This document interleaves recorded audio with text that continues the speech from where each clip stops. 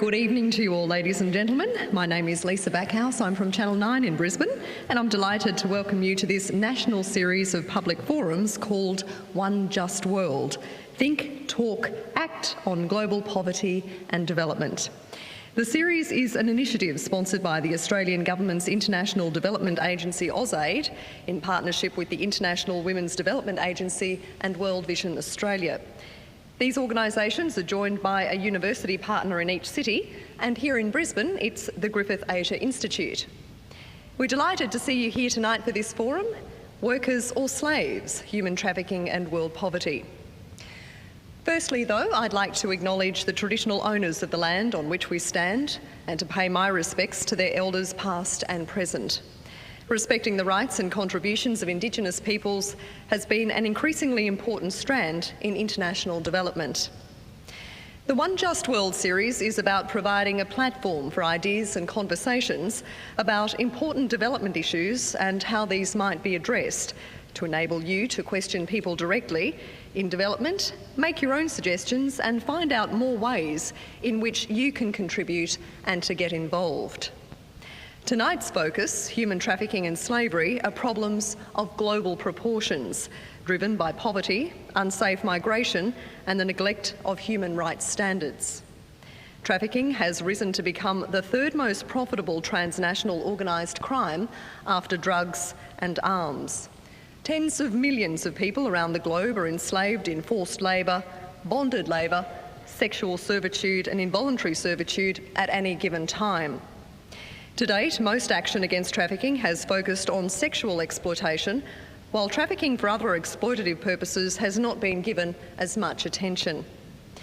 Human trafficking and slavery occur in our neighbourhood and affect women and children, as well as men, who are often ignored in domestic legislation.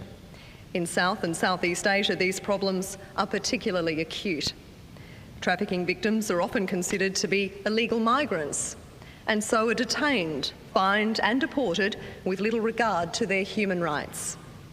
How can we in Australia take the lead to prevent human trafficking, to protect the survivors and to bring the perpetrators to justice?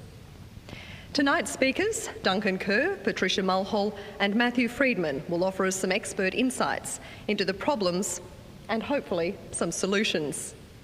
After each speaker has given us their presentations, there'll be a brief discussion between the panellists before we turn the proceedings over to you for questions, contributions and responses. So please have a little think as we go along about any questions or remarks that you would also like to make. So firstly tonight, I'd like to welcome to the podium the host of tonight's forum, Duncan Kerr.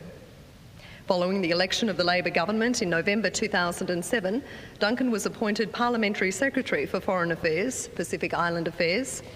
He was first elected to federal parliament in 1987. As Justice Minister in the Labor government from 1993 to 1996, Duncan cut red tape in the Copyright Act, reformed the law of evidence and carried oversight of the landmark Justice Statement in May 2005.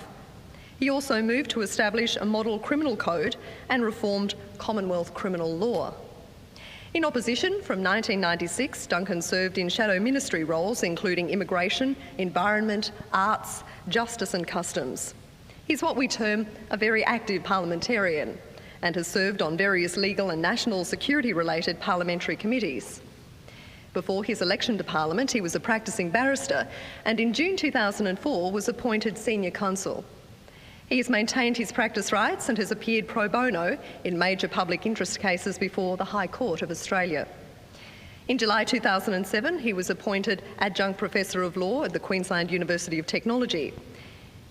He served as Crown Counsel for Tasmania, Dean of the Faculty of Law at the University of Papua New Guinea, as Principal Solicitor for the New South Wales Aboriginal Legal Service, has appeared before the Tasmanian Supreme Court numerous times and represented the state in legal proceedings in the United States. Duncan is a passionate advocate for human rights and amongst things is Vice President of the United Nations Association Tasmania. He's contributed to several law and public policy journals and has authored books, the most recent being Elect the Ambassador, Building a Democracy in the Globalised World. Ladies and gentlemen, would you please welcome Duncan Kerr.